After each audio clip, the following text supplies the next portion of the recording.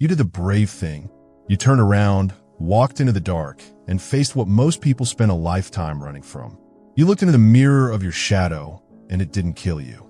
You've touched the rage that lived beneath your people-pleasing. You've felt the grief you buried under productivity. You've named the parts of yourself you were taught to hide. But now that the storm has passed, you're left standing in the stillness, asking the one question no one prepared you for. What now? What do you do when you've done the work, but the world feels different? When you're no longer the person you used to be, but you're not sure who you're becoming? If that question is sitting in your chest right now, you're not alone, and you're exactly where you need to be.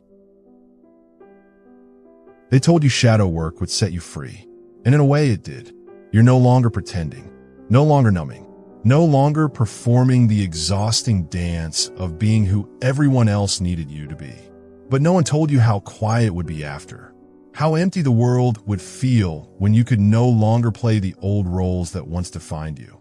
The people who once understood you now feel distant, like you're speaking a language they can't quite hear. Your job feels hollow. The tasks that once gave you purpose now feel like elaborate distractions from something deeper calling your name. Your relationships? Fragile.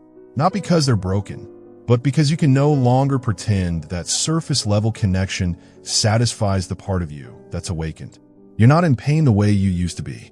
The sharp edges of unprocessed trauma have softened, but you're not fully alive either. You're in between who you were and who you're becoming. In between the old world that no longer fits, and a new world you can't quite see yet. And it's in that in-between space that most people get lost again, because we were never taught how to live after the mask falls. We were never given a map for what comes after you stop running from yourself. The self-help industry talks endlessly about the breakthrough, but no one talks about the breakdown that follows. Not the kind that destroys, but the kind that quietly dismantles everything you thought you knew about yourself. Pause here and take a breath. Is this what you've been carrying all along? This sense of being caught between worlds, of having outgrown your old life, but not yet grown into your new one? Carl Jung once said, "The shadow is a moral problem that challenges the whole ego personality." You've met the challenge. You've sat with the uncomfortable truth of your wholeness. The light and the dark, the sacred and the profane, the angel and the devil that both live within you. But the work doesn't end at awareness. In fact, that's where it begins. You see, facing your shadow cracks the shell.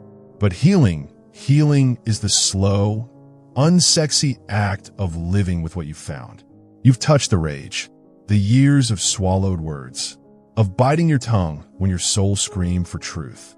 You've felt the shame, the parts of yourself you learned to exile, because they weren't palatable to a world that prefers its people packaged neatly. You've sat with the ache of abandonment, not just by others, but by yourself. The ways you left yourself behind, to be loved, to be safe, to belong. But have you let them speak? Have you learned their language? Have you discovered that your rage isn't destructive? It's discerning? That your shame isn't evidence of your brokenness, but proof of your sensitivity in a world that numbs itself to stay functional?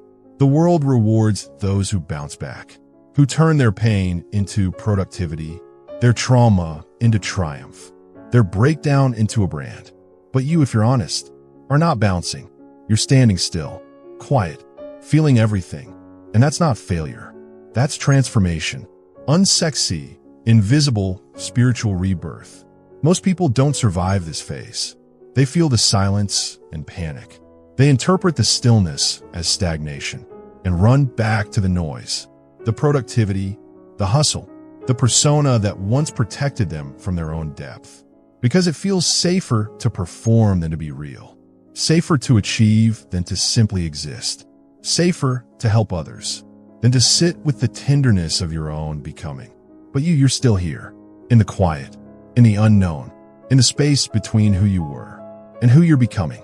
And that means something is awakening in you that no longer wants to hide. Let me tell you about Maya. 3 years ago, she was the friend everyone called when they needed saving.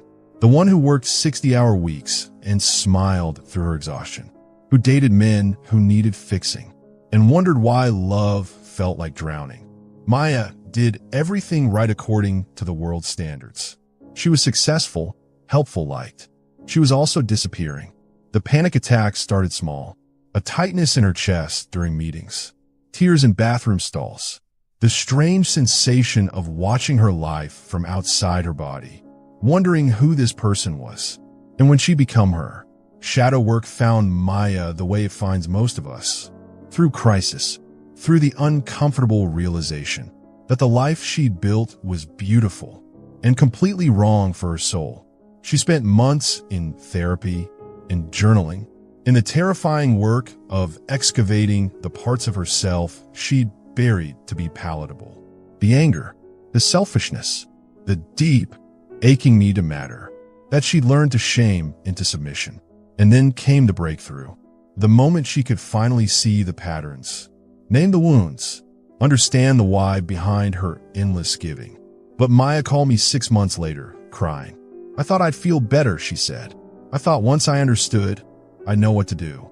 But I just feel lost, like I'm floating. I don't know who I am when I'm not saving someone. Maya had done the hardest part.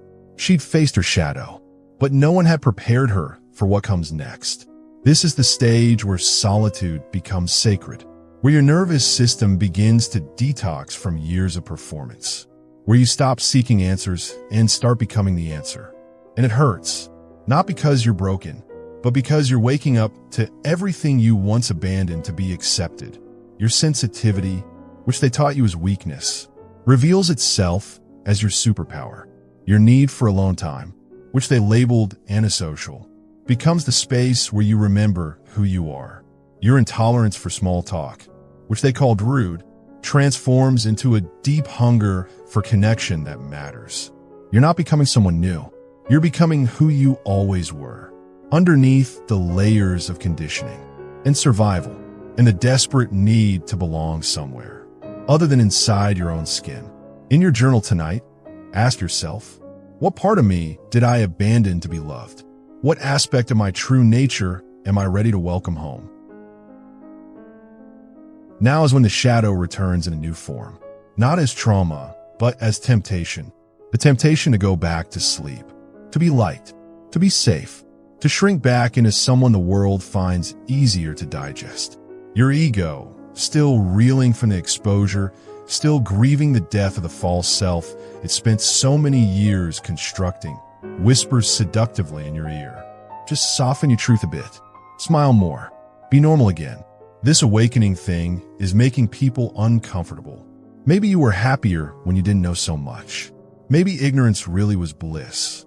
And for a moment, the old life looks appealing. The simplicity of not feeling so deeply. The ease of relationships that don't require you to show up fully. The comfort of dreams that don't demand your whole soul. The safety of staying small, of not threatening anyone with your growth. But you know too much now. You felt too much. You've tasted what it's like to be authentic, and you can't unfeel that freedom. You can't unsee what you've seen or unknow what you know about yourself. And that's terrifying, because the further you walk into your truth, the lonelier it gets. You'll find yourself at dinner parties, surrounded by people you once called friends, feeling like an alien observing a species you no longer belong to. Their conversations about nothing will feel hollow. Their laughter will sound forced. Their complaints about problems you once shared will seem like echoes from past life. You'll nod and smile and participate, but part of you will be floating above the scene, marveling at how you ever found meaning in these interactions that now feel like elaborate dances around anything real. You'll sit in meetings at work, listening to people discuss quarterly projections and strategic initiatives, and wonder how you ever cared about any of it. How you ever derived meaning from numbers on a spreadsheet when there are souls to tend and mysteries to explore, and your own heart crying out for attention after decades of neglect. You'll scroll through social media and feel like you're looking at advertisements for a life you no longer want to buy. The carefully curated highlights, the performance of happiness, the endless striving for more, it will all feel exhausting rather than inspiring. You'll start grieving a life you no longer belong to. Friends who no longer feel like home. Dreams that now feel like cages. Versions of yourself that once brought you pride, but now feel like costumes you've outgrown. And this grief, it's sacred. It's the death of your false self. The ego death that makes room for your authentic being to breathe. But death, even sacred death, is never comfortable. David spent his 20s climbing the corporate ladder, believing that success meant safety, that achievement meant worth. He was good at his job, brilliant actually. By 30, he was making six figures, had the corner office, the respect of his colleagues, the life his parents had dreamed of for him. But shadow work revealed the frightened child beneath the suit, the boy who learned that love was conditional on performance, that his worth was measured by his achievements rather than his inherent value as a human being. David's shadow work began when he found himself crying in his car after another successful day. He'd just received a promotion, a raise, recognition for a project that had consumed his life for months. He should have been celebrating. Instead, he felt empty. The therapy sessions were brutal. David discovered that his drive for success was really a desperate attempt to earn his father's approval. A father who'd been emotionally absent, who'd measured love in terms of grades and trophies, and eventually salaries and status symbols. He realized he'd never asked himself what he actually wanted. His entire adult life had been spent pursuing goals that weren't really his, trying to become someone he thought would finally be worthy of love. After his breakthrough, David couldn't go back to caring about market share and profit margins the way he used to. The work felt meaningless. The competition felt petty. The late nights felt like a betrayal of something precious in him that he was finally starting to value. His colleagues noticed. His performance, while still competent, lacked the ruthless edge that had driven his success. His boss noticed. The young lion who'd once stayed until midnight reviewing reports was now leaving at 5 to take walks in the park. His girlfriend, who'd fallen in love with his ambition, definitely noticed. "You've changed," she said one night, and it wasn't a compliment. "You're not driven anymore. You're different, softer. I don't know if I like it." David faced a choice that everyone on this path faces.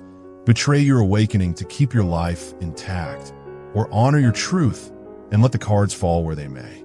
For months, he tried to have it both ways. He'd show up to work and perform enthusiasm he didn't feel. He'd go to networking events and play the ambitious professional while feeling like he was suffocating. He'd laugh at his girlfriend's jokes about his midlife crisis while something inside him withered. But the split was killing him. The dissonance between who he was becoming and who he was pretending to be created a different kind of suffering. Not the sharp pain of unconscious wounds, but the dull ache of betraying yourself after you know better. Finally, David chose truth. He didn't quit his job dramatically or end his relationship with fanfare.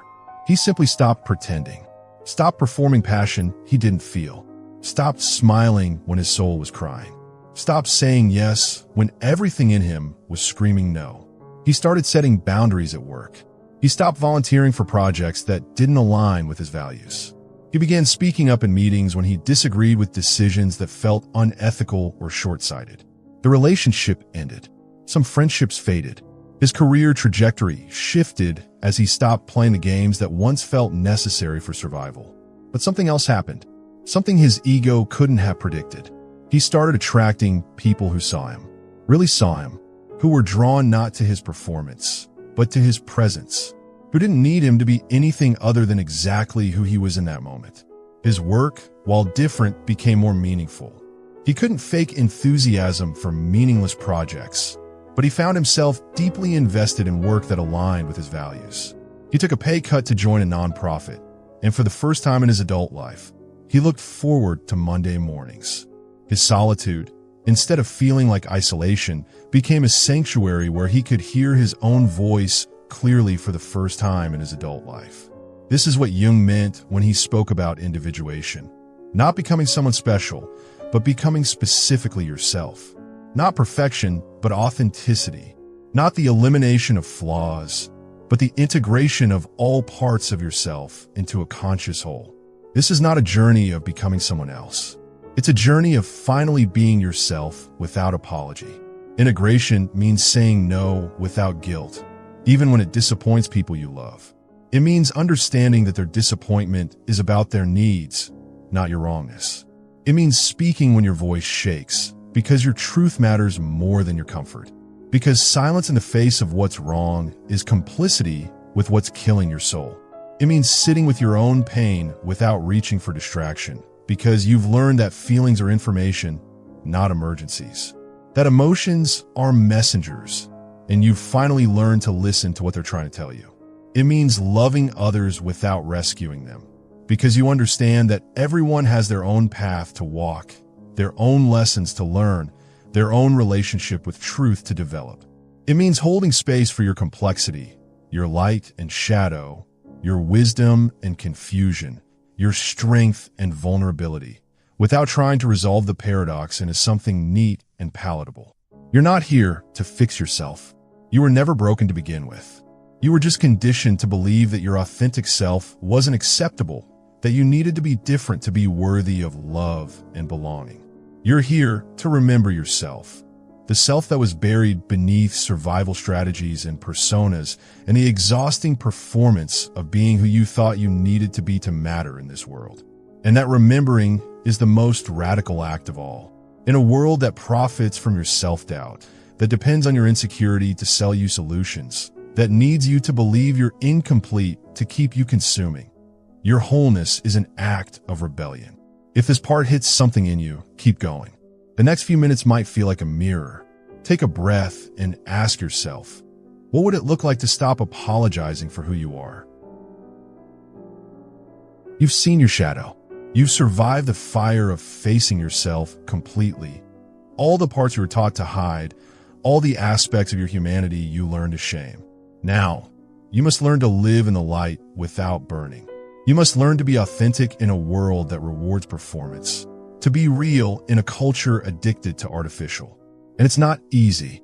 You'll walk into rooms and feel like a stranger, not because you're arrogant or superior, but because you're awake in a world that's still sleeping, because you've tasted freedom from the matrix of conditioning, and you can see the ways everyone else is still trapped in patterns they don't even recognize.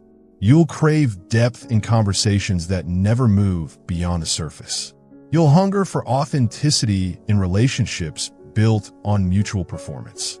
You'll seek meaning in a culture addicted to distraction, to noise, to anything that keeps us from feeling the weight and wonder of being human. You'll find yourself unable to laugh at jokes that punch down, that derive humor from someone else's pain or marginalization. Unable to participate in gossip that diminishes others, that bonds people through shared judgment rather than shared joy. Unable to pretend that shopping or scrolling or any of the other numbing rituals that once comforted you still hold the same appeal. The small talk that once felt harmless now feels like a waste of precious life force. The complaints about traffic and weather and celebrities feel like elaborate ways of avoiding anything real. The endless discussions about who's dating whom and who's buying what feel like distractions from the deeper questions they're calling to you. You'll notice how much of social interaction is performance. People performing success, performing happiness, performing knowledge they don't really have about subjects they don't really care about.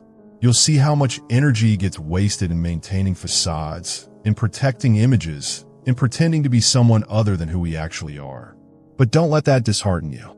Don't mistake your awakening for alienation. Don't let the loneliness convince you that you've made a mistake in choosing authenticity over acceptance. The world may not clap for your truth, but someone, somewhere, will feel your presence and breathe easier. Not because you said something profound, not because you performed wisdom or displayed your spiritual awakening like a badge of honor, not because you preached or taught or tried to convince anyone of anything, but because you dared to be real. Because in a world of masks, you showed up as yourself. Because in a culture of performance, you chose presence. Because in a society that profits from people feeling inadequate, you dare to be enough exactly as you are. Your authenticity gives others permission to be authentic. Your willingness to be vulnerable makes space for others to drop their armor. Your refusal to pretend creates an invitation for others to stop pretending too. You're not here to be understood by everyone. You never were. You're here to be true to yourself, to honor the path your soul is walking, to live in alignment with what you've discovered about who you really are. And that truth will cost you. Old relationships that were built on false connections, familiar comforts that were really forms of numbness, the safety of hiding in plain sight. But it will also free you from the exhaustion of maintaining a self that was never really you, from the constant vigilance required to monitor and modify your authentic responses, from the soul-crushing work of pretending to care about things that don't matter to you. You'll outgrow things without warning. Jobs that once excited you will feel hollow. Friends who once felt essential will drift away as you realize you have nothing real in common. Dreams that once seemed worth everything will reveal themselves as remnants from someone else's vision of what your life should look like. And this isn't failure. It's evolution. It's the natural result of becoming more yourself rather than trying to be what others expect. You'll speak less and listen more because you've learned to value depth over volume, wisdom over cleverness.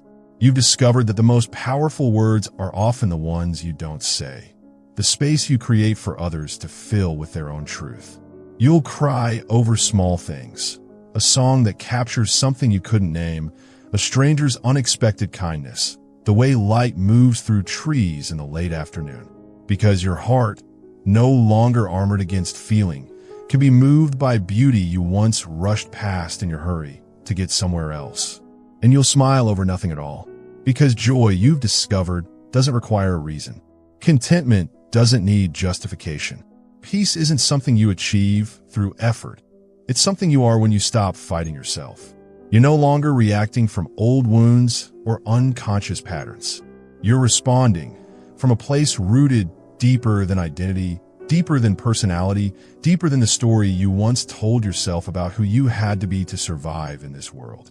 This is what Jung called individuation, the process of becoming whole, of integrating all parts of yourself into a conscious, coherent being. It's not about perfection. It's about authenticity. It's not about becoming someone else.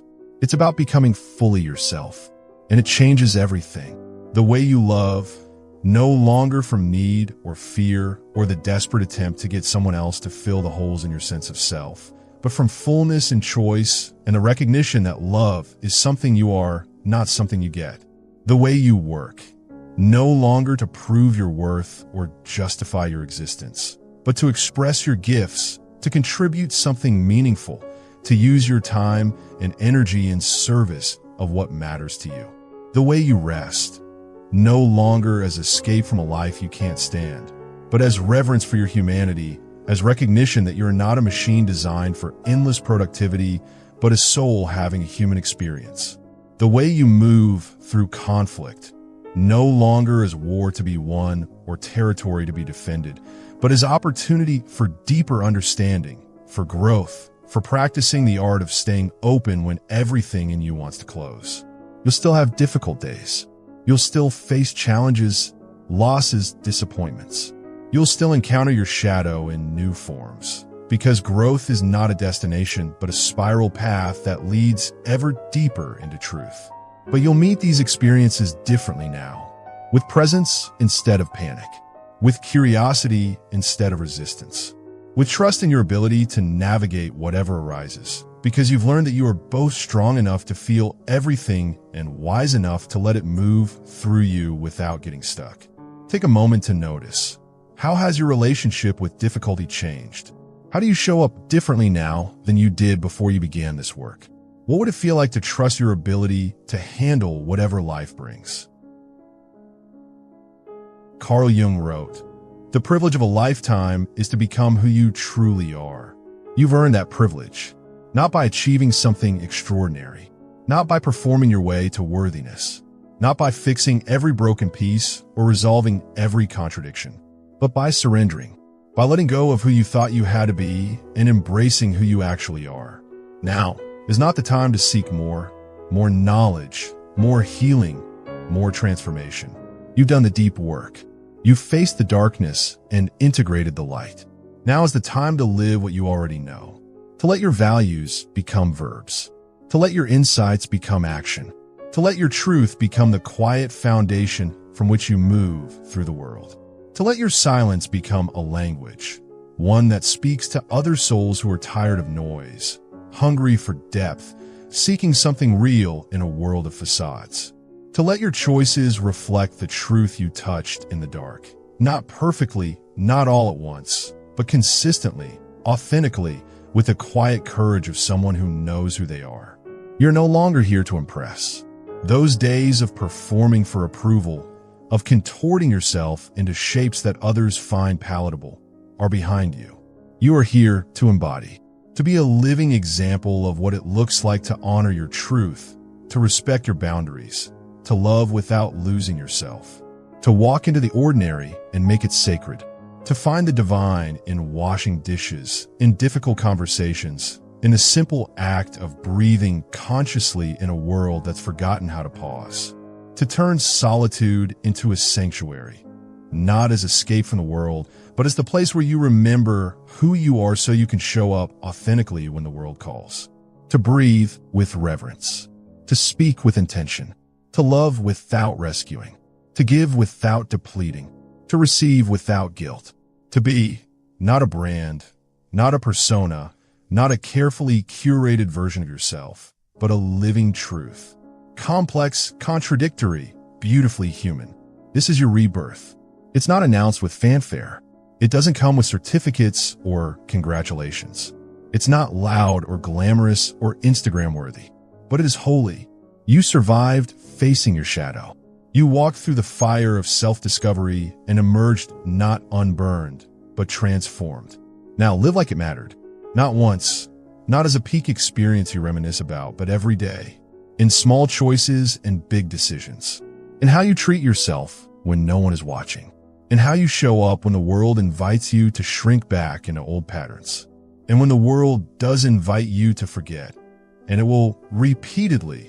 When society pressures you to go back to sleep, to be normal, to care about things that don't matter to your soul, you'll remember that you've touched something real, that you've seen behind the veil, that you know the difference between performance and presence, between ego and authenticity, between surviving and truly living. You'll remember that you are no longer chasing the light, trying to become something other than what you are. You are the fire. You are the light you've been seeking. You are the answer to the question you've been asking. Not because you're perfect, not because you figured it all out, but because you finally stopped running from yourself and started running toward your truth. And in that turning toward, in that homecoming to yourself, you become not just whole, but holy. This is what it means to survive facing your shadow and live to tell about it. Not by telling everyone what you've learned, but by being living proof that it's possible to face the darkness and emerge more yourself than ever before. Welcome home, to yourself, to your truth, to your magnificent, messy, sacred humanity. You made it, and now the real adventure begins. If this resonated with you, if you found yourself in these words, consider sharing this with someone who might need to hear it. And if you want to continue this conversation, to dive deeper into what it means to live authentically in an artificial world, I'd love to have you subscribe for more explorations into the sacred psychology of becoming human. But most importantly, live this. Make it real. Your truth is waiting, and the world needs who you really are.